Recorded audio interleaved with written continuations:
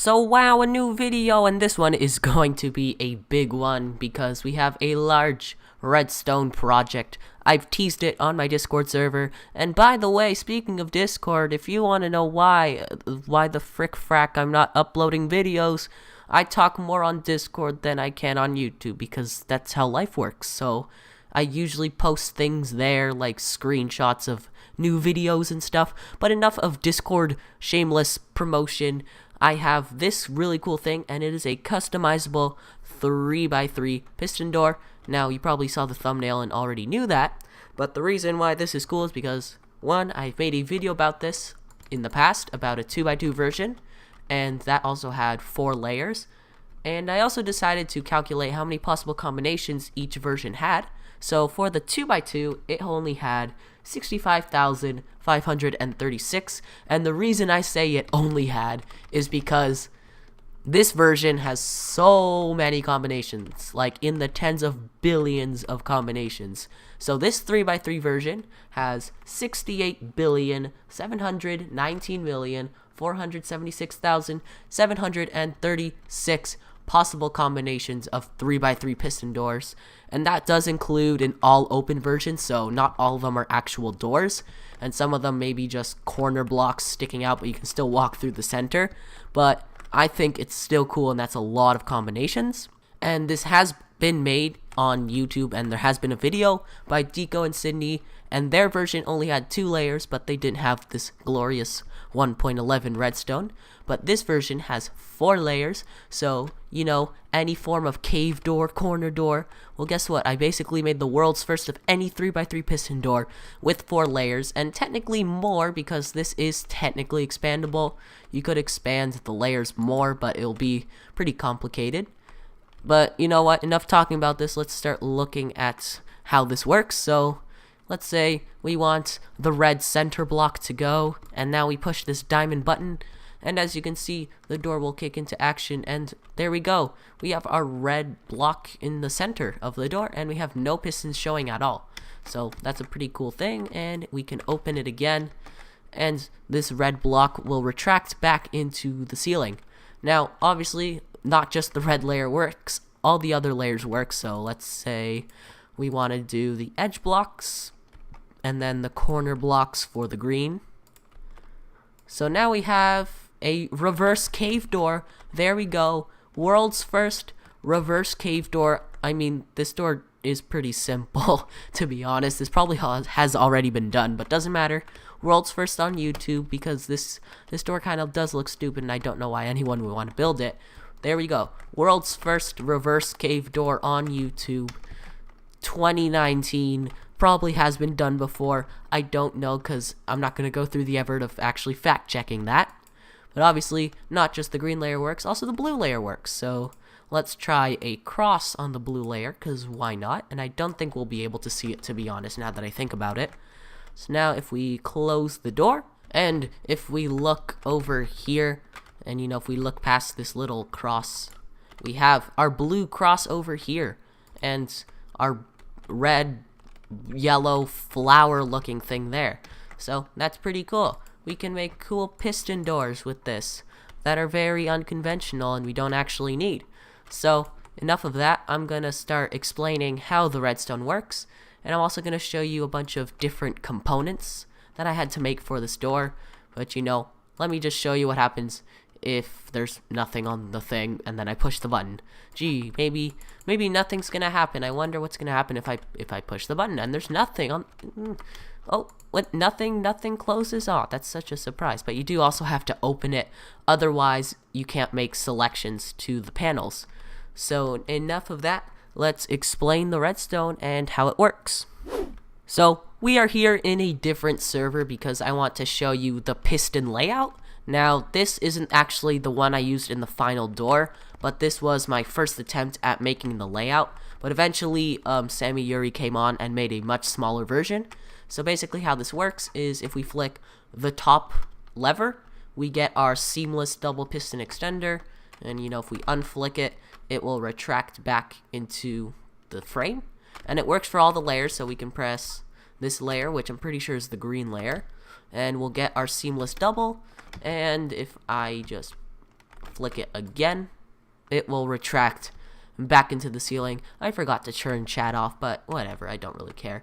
And if we flick this lever, we get our single, and same with all the other levers. And the way we do the hipster door is we actually activate the seamless double first, so that will do that, and then we activate the single, so now we have a hipster door. And then we do it in reverse. We activate the single, that retracts that, and then we activate the seamless double, and then that will retract back into the ceiling. So now let's go on Synergy and see the version Sammy Yuri designed. So here is the piston layout that we used, and this was Sammy Yuri's design for the actual hipster door seamless double thing, and it's all tileable. And for the hipster, he actually used kind of like a hopper timer thing over here. So there are items in this hopper, and it's called a packing peanut, I guess, and they kind of just go back and forth to like time when each of the components go. So basically this will retract, and then the items will flow into here, but then it will take a long time. So when we turn it on, it will take a long time for this comparator to deactivate and then do whoever knows what. But then when we turn it on, as soon as one item gets into this hopper, it will immediately turn on, so it will go faster, and that somehow affects the order. I don't really know how he did it, so I kind of suggested hoppers, and that gave him the eureka moment. But then the rest I don't really know. And the side pistons is actually kind of interesting. So if I just take these pistons over here, basically to activate the side pistons, obviously we can't do this or both pistons will activate. So basically what we had to do for the bottom piston, we had to activate it like this. But for the top piston, we had to go one tick this and then one tick the bottom one. And there we go, we get both of them, and then one tick it again, and then we one tick it again, and there we go, they both retracted. So that's how we did those side pistons. These bottom pistons, we just have observers going into each one. So this one goes into this one, these ones go into this block powering this, and then this goes into this block and under. So I guess that's just how the piston layout works, which to be honest is the hardest part out of all of this. So that's the hard part done, but it's the easiest part to explain. The logic is not really that easy to explain, but it is the easiest part. So we needed a 3x3 selector panel for this design, and I did have one already, but it was really laggy. So then I tried redesigning some, so this is the one that I made, and as you can see it does work. We push the top button and the top lamp activates, push the bottom button, the bottom lamp activates, push the middle one activates, and we can also deactivate all of them. So there we go, and I think I might have broken it. Did I break it? I think I broke it. Okay, hold on, let me push the middle one again. Yeah, there we go. So now it's all fixed. So this was my design, and then Sacred Redstone made a smaller design. It works the same way. So then I ended up using his design for the actual door. And then Nikkei made a smaller one, but it was already too late. I already copy and pasted this a bunch of times in the door. And then also Sacred Redstone made one, so then the outputs on the back were easily accessible, because I did need that, but it was also too late, and I kind of made my weird wonky outputs that I'll explain later. So basically how it works, so let's try explaining by just pushing the button. So let's try pushing top left corner of the red layer. So that will activate this, and this torch is activating this block and this repeater. Really easy. And basically how we activate it is there's a piston here activating this observer, which activates this piston and spits out its cauldron, and now it's going to go in this input line, and it's going to go all the way over here into this like repeater. So basically I kind of have like this little map of where all the outputs go. So the top right block goes in this block over here, the center goes next to it, then the hipster, then the middle top. You know what, I'll just let you guys read it. So this is basically how the inputs are mapped out, and what that does is once we push the button, this diamond line will activate, and this was kind of my first attempt on trying to figure out how to activate it. So this is kind of what I'm not going to explain how this works because it's just messy, because then I ended up using this really simple method. So basically, we have these slime blocks pushing down these diamond blocks, which will go in front of these repeaters, and then they will go into this line or whatever line it corresponds to, and it will activate that corresponding piston. So if we push the diamond button over here, it will activate the top left like that, and let's just follow the line and see what happens. And also you might notice that all of these pistons retracted, so that basically means no selection can be made, but obviously it doesn't actually affect the input panel, so you can still click stuff. So if I try clicking the top left, as you can see, it'll be turned off, but because there's no piston there, I can't retract the cauldron. But at the same time, it still turns that off, so it just makes the lamps out of sync, so it's just better not to do that at all.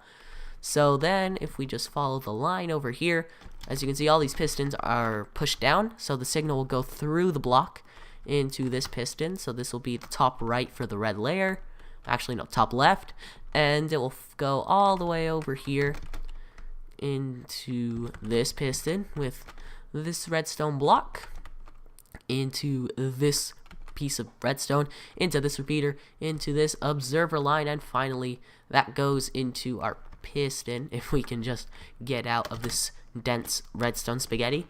And there we go, and that's how we get our blocks. Now there's also something that needs to be considered, so I'm just gonna show how that works. So let's unselect the corner. So as you can see, we have the top, middle, and the center. So if we push the top middle, as you can see, we get a single. And as I showed before with the piston layout, we had a tileable design where it had a single, a seamless double piston extender, and a hipster door. So as you can see, we have a single, and then when we open it, that will open like that. But then obviously, now we have two inputs on, so now we have to somehow figure out how to turn these two inputs into one output, so then it goes into the hipster and not the seamless double and the single at the same time. Otherwise, that wouldn't be good. So if we push this, as you can see, the seamless double goes first, and then the single, and we get our hipster door. And if we push the button again, then they will all retract nice and neatly. There we go. And then obviously the center also has to be has to activate a different part of the top circuit. So there we go, center, it will get the red center again, and then it will close up the top so we can't see any pistons. And we push the button again, the roof moves again, and it retracts back into this roof. So basically, I did that using an AND gate and this specific version of the AND gate. It's kind of messy, but this is what I did. So these are our two inputs. So there's only two inputs and three outputs. So if we flick this lever, this will be the lever for the middle top, so just the single piston extender. If we unflick it, obviously there's nothing. If we flick this lever, we get our center block. But if we have both levers flicked, as you can see, hold on, because we use pistons here, so it's kind of wonky. So flick it again. There we go, we have our hipster door and both of these retracted. Now obviously in the actual design I didn't use pistons with redstone blocks, I just used them here so it's easier to show. And so this is how the AND gate part works. So basically we have one AND gate over here, so when both of these torches are off, this torch turns on, and that has to turn off both of the circuits. So these two pistons are activated. This piston will push the block out of the way, so then the repeater can't go into the output, and then this piston will raise this glass block and the repeater can't get the input. So these two are turned off, and then when these pistons are turned on, it's detected by this observer, which spits out this redstone block activating whatever output that is. And then there we go, we have our AND gate, but it's like a modified version. And so we have 4 of those over there, and you know, they go into each hipster center single thing. And like I said, it's over here. The center would be on the left, hipster's in the middle, and middle top is in the right. So in conclusion, it's kind of simple. The only difficult part is actually the piston layout part, which I never ended up actually doing, and Sammy Yuri had to come and help me. So yeah, this is the customizable 3x3 piston door. Am I doing a tutorial? Of course not, because no one's ever gonna build this at all. So hope you enjoyed this video on a cool looking thing, and the good night. Might see you in like another month. I don't know. Okay, goodbye.